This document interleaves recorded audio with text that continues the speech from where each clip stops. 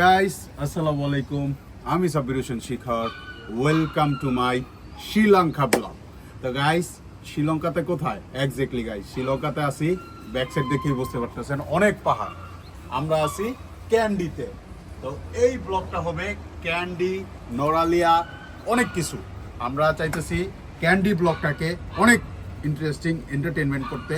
তো এই জন্য কি করতে হবে, ব্লগটা পুরোপুরি দেখতে হবে আর এই ভিউকে এনজয় করতে হবে।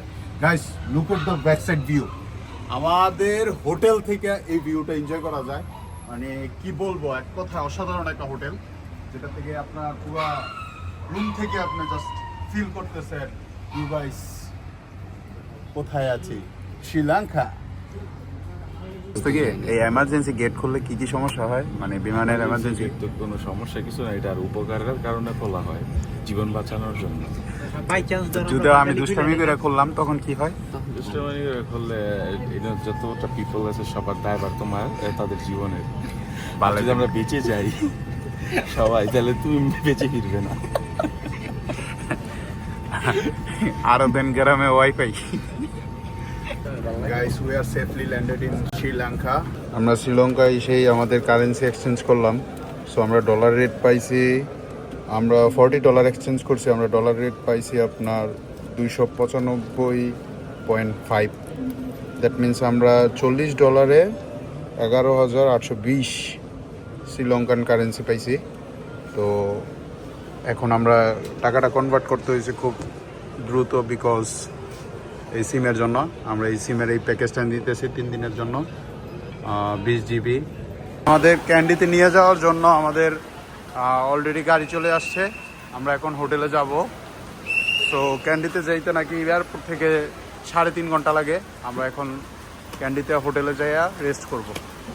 এখন বাজতেছে রাত 2:32। আমরা মাত্রই চেক ইন করলাম। এটা হচ্ছে আমাদের শ্রীলঙ্কার হোটেল। দিকে টিভি আছে, জাস্ট বসার জন্য টেবিল অ্যান্ড চেয়ার। আমরা আসার পরে আনফরচুনেটলি লেট মি এক্সপ্লেইন। আমরা আসার পর আমগো দিছে নিচতলা, মানে আমি গাড়ি থেকে আজ একটু ঘুমাই গেছিলাম। তো গাড়িতে যখন আমার একটু ঘুম ভাঙতেছিল, তখন আমি দেখি যে আমরা 2 পাহাড়ের মাঝখান দিয়ে যাইতেছি। তো আই ওয়াজ লাইক যে আমগো যে হোটেলটা এটা পাহাড়ের উপরেও, আমি একটা আইডিয়া করছিলাম, এবং এটা পাহাড়ের উপরেই। বাট আমাদের রুমগুলো দিছে নিচতলায়, একতলায় আর গ্রাউন্ডে। তো আমি তো একটু মনে মনে আফসোস করতেছি যে না, এটা তো হইব না, নিচেতে তো ভিউ পাওয়া যাবে না। দেন আমি ওদের ম্যানেজারে বলছি যে ভাই, যদি পসিবল আমার একটা রুম নিচে দাও, আমি নিচে থাকতে ভয় পাই, মিথ্যা কথা কইছি, আমার উপরে দাও।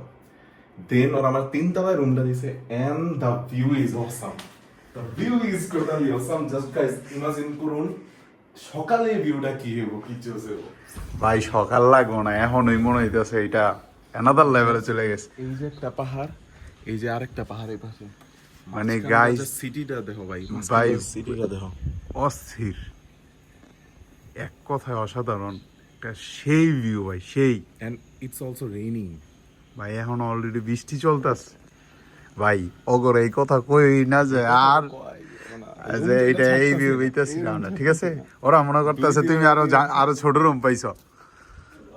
সো আমি ভাইয়ের সাথে সুযোগে চলে আসছি। আমরা জানি কই থাকছিলাম যে লাস্টের দিনে হুলুমালে আমার এই সে মাহফুজের হোটেলটা ভালো ছিল, বাট হুলুমালেতে আমার একটা চিপার বেডতে জাস্ট সিঙ্গেল একটা বেডে এক্সিট রুম দিছে লিটারালি।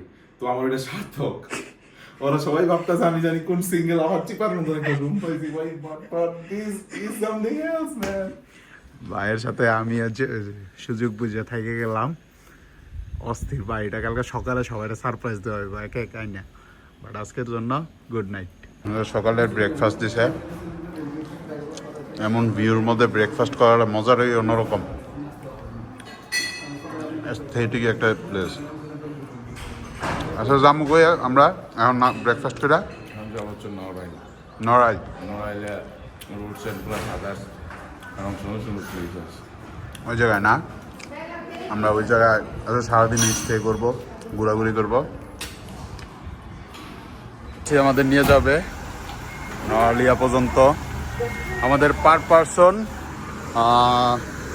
পারসন হিসাব করছে ওরা নরওয়েলিয়াতে নেওয়ার জন্য $20 করে। আমাদের এই জায়গা থেকে নরওয়েলে যাইতে প্রায় বললো 4 ঘন্টা লাগবে। সো এইটাতে নাকি উপরে অনেক ঠান্ডা, আমরা এই পাহাড় ক্যান্ডি পাহাড় থেকে আরও উপরে উঠবো প্রায় 4 ঘন্টা ডিস্টেন্সে।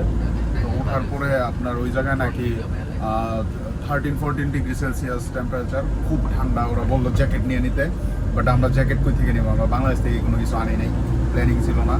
সো এখন আমরা জ্যাকেট ছাড়া যাইতেছি, দেখি ওই জায়গায় যদি বেশি ঠান্ডা হয় আমার জ্যাকেট কিনে ইউজ করতে হবে, আদারওয়াইজ আমাদের কাছে কোনো অপশন নাই। গাইস, এই যে ভিউটা না একবারে অসাধারণ একটা ভিউ, পাহাড়ের মধ্যে মেঘ জমে আছে।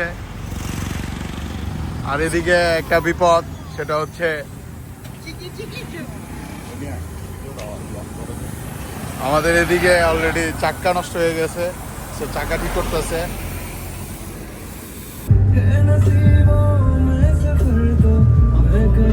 এই জায়গায় আমাদের নামাইছে স্পটে ছবি তোলার জন্য। সো ওরা ছাতা দিয়েছে, বাট আমি ছাতা নেই নাই, দ্যাটস ওয়াই ওদের ছাতার স্টক শেষ, তো আমার ছাতা নেওয়া হয় নাই। এটা আমাদের দেশের সিলেটের মতো।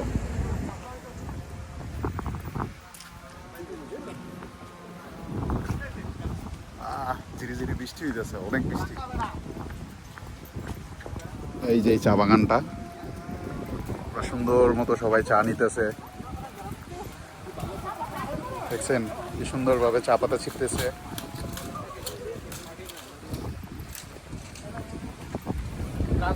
সেটা হচ্ছে এই যে শ্রীলঙ্কার টি ফ্যাক্টরি, ওরা ওই জায়গা থেকে চা পাতা নিয়ে এই জায়গায় সব কিছু প্রিজার্ভ করে, বা এই জায়গা থেকে ফিল্টার করে সব কিছু করে।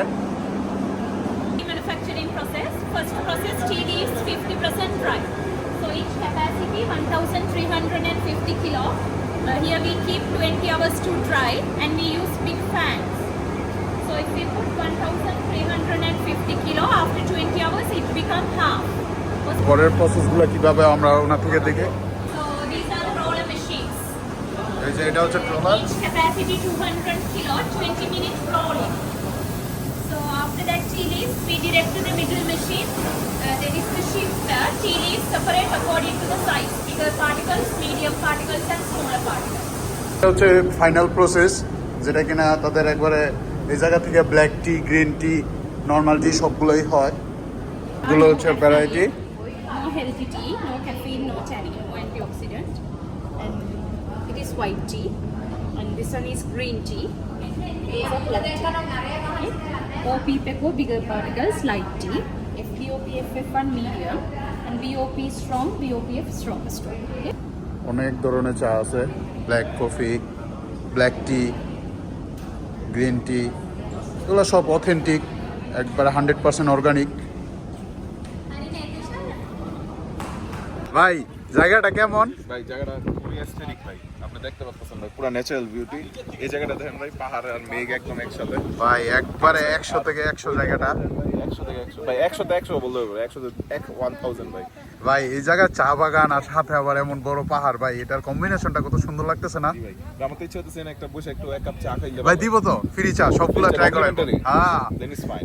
গাইস, এমন একটা জায়গায় যদি আপনি সর্বোচ্চ 1 ঘন্টা থাকেন, আপনার জীবনে আর কি লাগে? Totally awesome. পিছনে ম্যাগ জমে আছে, ইটস অল অ্যাবাউট অন্যরকম ফিলিংস। এই জায়গায় চা দিছে ট্রাই করার জন্য। ভাই চাগুলো কেমন? গুড। দেখছেন ওয়াটারফল দেখতে গেলে কত নিচে নামতে হয়, একবারে ঢাল রাস্তা, দেখছেন অনেক ঢালু রাস্তা। তো ওয়াটারফল দেখা যাচ্ছে, এই তো ওয়াটারফল দেখা যাচ্ছে। ওয়াও, দোস্ত কি টিকটক বানানো শুরু করে দিছে? ক্যামেরাম্যান। গাইস, এটা হচ্ছে টোটালি অসাম একটা জায়গা। ওয়াটারফলটা একবার অসাধারণ লাগতেছে। আমরা ওয়াটারফল দেখতে নিচে যাব, এর মধ্যে প্রচুর ভারী বৃষ্টি শুরু হয়ে গেছে। তো এই পাহাড়ে বৃষ্টি হওয়াতে মানে সৌন্দর্যটা যেমন আরো বাইরে গেছে, প্রত্যেকটা জিনিস দেখতে অনেক সুন্দর এবং অ্যাট্রাকটিভ লাগতেছে। Hey guys, welcome to Shikhar Bhai Vlogs. তো আমরা এখন যাব হচ্ছে ওই নিচে একমাত্র এই ব্লগের জন্য এই চিকন রাস্তা ধরে, ঠিক আছে? তো পুরো ব্লগটা এনজয় করুন। ইয়ো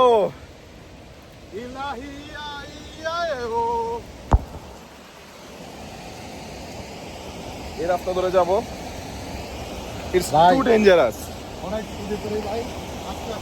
আস্তে আস্তে যেতে হইব। রাস্তাটা একটু দেখেন, আমরা ওই নিচে যাবো, যে ওই জায়গাটায় রাস্তা কন্ডিশন আপনারা হয়তো দেখতে পাচ্ছেন। ভাই বৃষ্টির মধ্যে আমাদের এভাবে আসাটা খুব রিস্ক হয়ে গেছে, তাও আমরা যাইতেছি, তাই না সাকিব ভাই? এই দেখছেন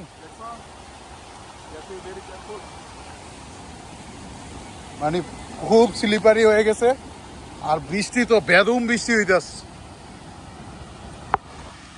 ও রে গাইস, অনেক নিচে যাইতেছে, আমরা অনেক নিচে। গাইস অবশেষে ভিজতে ভিজতে আমরা আমাদের ডেস্টিনেশনে আসছি। এই যে গাইস, এক্স্যাক্টলি গাইস, ভাই কি ভিউ ভাই, আমরা বাজার কেউ আসে নাই, আমি আর ভাই আসছি ভাই, অসাধারণ ভাই। এই যে এক জায়গায় দেখতে পারতেছেন পানির যে ফ্লো, দেখতেছেন পানি ভাসপুর মতো উড়ে চলে যেতেছে। বাট এই জায়গায় যদি কেউ আইসা ক্যান্ডিতে ভাই না জায়গাটার নাম কি জানি, নোরালি সামথিং ওটা ওয়াটারফল। ইয়া এক্স্যাক্টলি গাইস, এটা যদি নোরালিয়াতে আইসা আপনারা এই জায়গায় না আসেন গাইস, সবচেয়ে মিস করবেন। ওয়াটারফল মাস্ট ভিজিট করবেন। সো ভাই গাইস, আমরা বিজাটে যে আইসা মনে করেন এই একটা রেস্টুরেন্ট পাইছি, এই জায়গায় হচ্ছে বুফে খাওয়া যায়, বাফেট। আমরা বাফেটে আসছি খাওয়ার জন্য। তো এই জায়গায় হচ্ছে পার পারসন 3000 রুপি। তো আমাদের এই বুফেটে যে লাঞ্চে যা যা থাকতেছে আমি আপনাদের দেখাচ্ছি। 3000 রুপিতে আপনারা কী কী লাঞ্চ করতে পারবেন। এটা একবারে ইয়ের সাথেই, ওয়াটারফলের সাথেই। এই জায়গায় ফিশ আছে,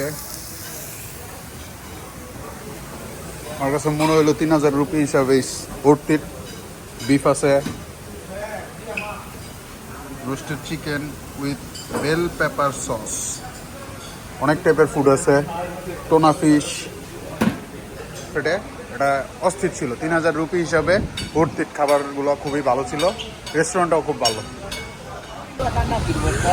ভাই কি পরিমাণ ঠান্ডা, এনে মেবি 6-7 ডিগ্রি সেলসিয়াস টেম্পারেচার। হ্যাঁ, দূরে এরিয়া।